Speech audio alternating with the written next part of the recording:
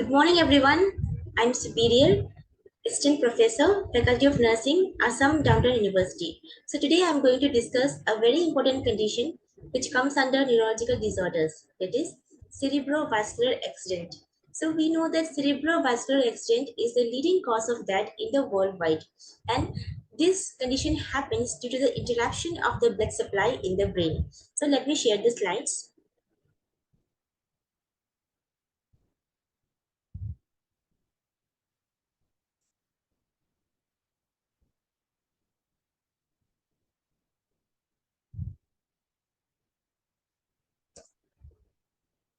Cerebrovascular accident, otherwise also known as stroke, occurs when any blood supply or any blood vessel is occluded by a thrombus or emboli, or when there is a bleeding or hemorrhage inside the brain. Now, the incidence report says that the risk of developing stroke has increased by 50% over the last 17 years, and now 1 in 4 people is estimated to have a stroke in their lifetime. So if we compare the rate of stroke range in rural areas and urban areas, it has been seen that the people in urban areas are having more prevalence than the people who are in the rural areas. And there is also a wide variation in case fatality rates, with the highest being 42% in Kolkata, according to the statistical report in 2018. Now let's see the risk factors. So the risk factors for stroke are lifestyle risk factors. Under that, there are overweight or obese. Then there are physical inactivity, heavy or binge drinking. Then use of illicit drugs such as cocaine and methamphetamines. Then medical risk factors. So medical risk factors, if the patient is already having a history of hypertension, then the patient is prone to get a stroke. Then uh, uh, the individual with cigarette smoking or exposure to any secondhand smoke, then high cholesterol level, and if a patient is already diagnosed with diabetes mellitus. Now, obstructive sleep apnea, which is repetitive episodes of nocturnal breathing cessation due to upper airway collapse. Then next risk factor is cardiovascular diseases. That is, the patient, if the patient has having the past history of any heart failure, any heart defects, any heart infection, or any other abnormalities, also can lead to stroke in future. Now let's see the non-modifiable risk factors. The non-modifiable risk factors are the ones like which cannot be modified, such as age. So people who belongs to 55 years or older than that have a greater risk of stroke than the younger people. Then race. It has been observed that African Americans have a greater risk of stroke than the people of other races. Then sex. Compared to the sexes, the male sex have a higher risk of stroke than women. The women are usually older when they have strokes, and they're more likely to die of strokes than the men. Now, causes of stroke. So in under the causes, we have also the types of the stroke. So we have ischemic stroke. So ischemic stroke, about 82% of the strokes are ischemic, and it occurs when the arteries to the brain becomes narrowed, or it is blocked by any kind of clot or any kind of obstruction, which can be due to the thrombus or due to the emboli. So again, the ischemic stroke, under that we have the subtypes like thrombotic stroke and embolic stroke. So thrombotic stroke occurs when a blood clot forms in one of the arteries, then which interrupts the blood supply to the brain. Now coming to the embolic stroke, it occurs when a blood clot or other debris forms away from the brain. So that means in these two types of clot, thrombus and the emboli. So thrombus is the clot which forms or which occurs in the arteries of the brain, whereas embolic stroke, where the clot is occurring in other parts of the brain, but somehow the clot keeps on traveling and it lodges in the brain, which obstructs the blood supply. Now Next is hemorrhagic stroke. So hemorrhagic stroke occurs when a blood vessel in the brain leaks or ruptures, which is very commonly seen in case of hypertension. So when the due to the hypertension, when the blood pressure is not controlled, then the blood vessels tend to rupture. Next is, under hemorrhagic stroke, we have intracerebral hemorrhage and subarachnoid hemorrhage. So let's see what is intracerebral hemorrhage. So it is a kind of a stroke where the blood vessel in the brain bursts and spills into the surrounding brain tissue, which damages the brain cells. Then next is the subarachnoid hemorrhage. An artery or near the surface of the brain bursts and spills into the space between the surface of the brain and the skull. Next, let's see about the transient ischemic attack. So this is also known as mini stroke, which can be resolved from minutes to hours. So where the patient will be exhibiting the signs and symptoms of the stroke, but here the patient will be recovered very soon. So this transient ischemic attack is the warning signs of the future stroke. Now, if we see the symptoms of the stroke, we have to remember this abbreviation B FAST, where B stands for balance, E stands for eye, F stands for face, E stands for arms, S stands for speech, and T stands for time. So now what is balance? So if the patient is having difficulty in coordination, then we can definitely assume that the patient is having a symptoms of stroke. Eye, so when the patient has blurry vision, or when the patient is having double vision, or the patient may have loss of vision in one or both eyes. Then face, when the patient has drooping of face or unilateral division of the face. Arm, so when the patient is having weakness in one or both the arms.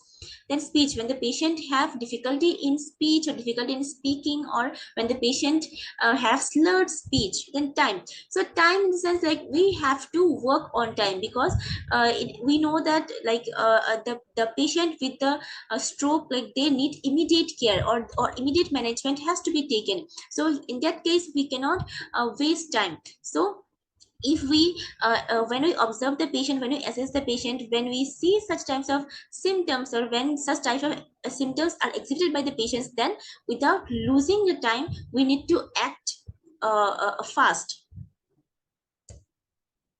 Now, how to assess the conscious level of the patient? So we have something called as GCS, Glasgow Coma Scale, which plays a very important role to identify the conscious level of the patient. Now, the Glasgow Coma Scale is having three components, that is eye response, verbal response, and motor response, and the total response of GCS is 15. So here, when the patient in the eye response, when the patient opens the eye spontaneously, will give a score of 4. Then next, when the patient is opening the eye to command or to speech, then we'll give a score of 3. Next, when the patient is opening the eyes to pain, then we'll be giving a score of 2. Then when there is no response, we'll be giving a score of 1. Then next, coming to the verbal response. So in the verbal response, the highest score is 5. So when this patient is oriented to time, person, and place, we'll be giving a score of 5. Then when the patient looks confused, then we'll be giving a score of 4. Next, when the patient is having inappropriate words, where the patient is not able to speak properly, we'll be giving a score of 3. Then a score of 2 is given when the patient is having incomprehensible sound. Then lastly, when there is no response, we'll be giving a score of 1. Next, coming to the motor response. So in the motor response, when the patient obeys all the commands, it means when the patient is able to move all the 4 limbs, will be giving a score of 6. Next, a score of 5 is given when the patient moves to localize pain. A score of 4 is given when the patient flags to withdraw from the pain. Of course, score of 3 is given when the patient is having abnormal flexion. Then for abnormal extension, a score of 2 is given, and when there is no response, the patient will be given a score of 1. So total here, the total score is 15. So depending upon the patient's responses, like we'll be giving the scores. Next, coming to the Diagnostic evaluation. So in the diagnostic evaluation, first the important thing for the healthcare professionals is we need to take a history and the physical examination very appropriately. So in the history, we need to ask the past history of any kind of injury, or past history of any kind of medications, or past history of any kind of surgery, and whether the patient is having any kind of existing diagnosis of hypertension, or cardiovascular diseases, or any kind of diabetes mellitus, that should be recorded. And we also need to find out the occupation of the patient, and also we need to find out the age of the patient, and also the habits, the diet pattern of the patient. Now in the blood test, so blood test is done so that to rule out any kind of any kind of infections. Then CT scan, so CT scan is done to reveal any kind of bleeding in the brain, or presence of any kind of tumor in the brain. Then we can go for MRI, this magnetic resonance imaging. So magnetic resonance imaging helps to detect tissue damage in the brain. Then carotid ultrasound. So carotid ultrasound uses high frequency sound waves to create picture of the carotid arteries. The carotid arteries is the artery which supplies oxygen to the brain. Now, this is a picture of cerebral angiogram. So cerebral angiogram, it is a procedure which uses special dye or contrast media, and here the X-rays will be using to see how the blood flows to the brain. So if there is any kind of obstruction, any kind of a clot, that can be revealed through the help of the cerebral angiogram. Now, ECG, or which is also known as echocardiogram. So ECG is also done in case of a patient with the CVA. So here the patient may not have cardiovascular diseases, but ECG is done because sometimes what happens, the patient with the stroke may have ECG changes. That is, if the patient is having ischemic stroke, then there'll be inversion of the T wave, and ST depression can be seen. Whereas in case of hemorrhagic stroke, there'll be inversion of T wave, and arrhythmias also can be seen in the patient. Now, the complications. So, what kind of complications can be seen? So, the patient may have paralysis or loss of muscle movement. The patient may have difficulty talking or swallowing, because, as we know, the after the stroke, like post-stroke, the patient may have damage in the nerves and the muscles, so which will lead to difficulty in talking and swallowing. Then the patient have memory loss, as a part of the brain may be damaged. So in that case, the patient will be having memory loss, or the patient may be having difficulties in the thoughts, or the thought processes. Then emotional problems, there will be changes in behavior and the self-care ability, of course, because the patient will be dependent on others, so the patient may not be able to do the self-care activities. Now, in the medical management, we have some aims, like we have some goals. The first goal is to preserve the life. Second is to minimize the residual deficit. Third is to reduce the ICP. So we should always keep in mind that how to reduce, or how to not increase the ICP, because it is one of the complication again. Then preventing extension or any kind of recurrence. Now, in the pharmacological management, we can administer anticoagulants, antiplatelet therapy, such as heparin, warfarin, aspirin, and tilcopidine. Then, edema control drugs can be given, such as steroids, or diuretics can be given. Then antihypertensive drugs can be given, like if the patient is having hypertensive, then antihypertensive drugs should be continued. Then anti-epileptic drugs can be given, such as phenytoin. Then antibiotics, then thrombolytic agents also can be given. This is in case of any kind of ischemic stroke. Okay. Then along with this, there is something called as TPA. It is known as tissue plasminogen activator. So it is also known as clot buster. So this clot buster should be injected through IV within 4 to 5 hours of the ischemic stroke, because once it is injected, it will have an immediate effect. But if the TPA drug is injected after 5 hours, then they will not be having any effect. Now, the surgical management for the hemorrhagic stroke. Now, if the patient is having hemorrhagic stroke, now the surgical repair of the blood vessels is important. So the surgery may be used to repair the blood vessels, and for this, the patient may need to undergo craniotomy, where the vessels which is ruptured, or the vessels which is where the the blood has been leaked, so that vessels need to be repaired. So for that, the patient needs to undergo craniotomy. Now, craniectomy. So, craniectomy is a procedure like where a portion of the cranium is removed to relieve the pressure. So, if when the patient is having increased intracranial pressure, so to relieve the pressure or to reduce the pressure, the patient needs to undergo craniectomy to provide more space for the brain. So, once the pressure is reduced, or once the intracranial pressure is normal, then again the bone flap can be replaced back.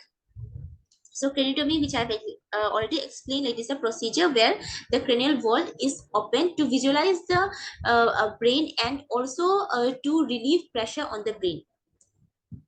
Now, surgical management. In the surgical management, we have surgical clipping. So, surgical clipping is again done if the patient is diagnosed with any kind of cerebral aneurysm. So, we know that aneurysm is something like where there will be abnormal bulging of the artery wall. So, this aneurysm, like it can rupture, like when the size of the aneurysm increases, or when the aneurysm grows, there is a chances to rupture. So now, in the surgical clipping, what the surgeons will do, first they will use a metal clip. So in this picture you can see there is a metal clip, and this metal clip should be placed at the neck of the aneurysm, so that whatever the circulation, or whatever the blood circulation is obstructed, or no, that there should not be any circulation, so which will prevent from any kind of bleeding. So you can see here that there is a metal clip, right? So the metal clip should be placed at the neck of the aneurysm, so that there is no circulation, the circulation is stopped, so that it will help to prevent the bleeding. Next is coiling. So it is also known as endovascular embolization or endovascular coiling. So this is usually carried out under general anesthesia. So this procedure involves inserting a thin tube, like which is called a catheter, through the groin region, and where the tube will be guided through the network of the blood vessels, and where a tiny coils, in the picture also you can see there are platinum coils. So these coils are passed through the aneurysm, so that the aneurysm is filled with the coil, and the blood, there is no blood supply, the blood cannot enter through the aneurysm. So because of that, it prevents from growing, as well as it prevents from rupturing. Now coming to the nursing management. So in the nursing management, first thing is like pain. So pain related to the increased intracranial pressure as evidenced by vibration of the patient. Next is hypothermia. So the patient in the after the hospitalization, the patient may have infection. So the patient may have hypothermia, which is related to the disease condition as evidenced by the raised body temperature. Then the third nursing diagnosis is imbalanced nutritional status, less in the body requirement related to the less intake of food as evidenced by weight loss. Then the next nursing diagnosis is disturbed sleep pattern related to hospitalization as evidenced by the vibration of the patient. So now for this nursing diagnosis, the nursing interventions are determine factors related to the individual situation. So we need to understand the patient situation, like whether the patient is conscious, whether the patient is semi-conscious, whether the patient needs assistance, whether the patient is having weakness. Okay, so as per the patient's condition, like we will be planning the care. Then we'll be documenting the neurological status of the patient. So for the documenting neurological status of the patient, the baseline data should be collected regularly. That means the TPR, the vital signs of the patient need to be checked. Then GCS should be recorded. Then we have to evaluate the size of the pupil, like which plays a very important role. Then also we'll be documenting changes in any kind of vision. Then we'll be assessing higher functions including speech, like if the patient is alert, like we'll be asking the patient the name, or you can ask the patient like if the patient is having any problem or not, so like so that we'll be knowing whether the patient is oriented, whether the patient is conscious or not. Then always we'll be elevating the head of the patient so that there is no risk for increased ICP. Then we have to advise the patient, or we'll be providing the bed rest to the patient and adequate quiet environment so that the patient gets proper sleep. Then prevent straining at stool holding breath. So why straining at while defecation should be prevented? Because as the patient is having stroke, the chances for increased intracranial pressure uh, uh, can be there. So that's why we should advise the patient not to strain while defecating. Then assess for any knuckle rigidity, twitching, then increased restlessness, irritability, or onset of any seizures activity. So if the any kind of seizure activities are seen, then immediately we have to consult to the a physician, and we need to administer anti-epileptic drugs. Next, oxygen therapy must be given. So, if when the patient is having dyspnea or difficulty in breathing, the oxygen therapy should be administered. Then, other medications also should be administered as per the order. Then, changing position, so the position should be changed at least every 2 hours. So nowadays, like in ICU, like the protocol says that every hourly the position should be changed, because if we do not change the position, if the patient is bedridden, or if the patient is having the weakness, or if the patient is dependent on the healthcare professionals, then to avoid from pressure also, we need to change the position of the patient, and the bony prominence should be supported. Then next is we need to observe, we need to see the color of the skin for any kind of edema, redness, or any kind of pallor that to be seen time to time. Then if the patient is conscious, we can advise the patient for some kind of active exercises so that to regain the better circulation. But if the patient is unconscious, then the patient can be given passive exercises. Then the mattresses. So here, like, if the patient is staying for longer period of time, or the patient is completely bedridden, then in that case, like, we can give a water mattress or air mattress to prevent from any kind of bed sore. Then provide alternative methods of communication. So now if the patient is having difficulty in speech, or if the patient is not able to speak properly, right, if the patient is not able to communicate properly, then in that case we can use the sign language, or you can use the smileys, or other way of communication, so that the patient can get doesn't find difficult to reveal the feelings. Then talk directly to the patient, speaking slowly and distinctly. Speak in normal tones and avoid talking too fast. Ensure safety at all times. So now, as we know that the patient is completely dependent on the healthcare professional, so we should be more. You should develop more care. So we should raise the side rails whenever like after doing any procedure, like the side rails should be raised. Now, what are the preventive measures? Now, the first preventive measures is controlling high blood pressure. This is for the patient who are having hypertension. So now, like, we already know that hypertension is again a risk factor for developing stroke. So if the patient is already hypertensive, then we need to advise to take the medication properly, like regularly, and also for regular follow-ups. Then lowering the amount of cholesterol. So those who are obese, those who are inactive, so we should advise to have a diet therapy. So we should advise the patient like to control the like junk food or fatty foods to maintain a proper healthy diet. Then quitting tobacco, so they have to avoid smoking. Then if the patient is having diabetes, then the sugar level should be controlled, GRBS should be under control.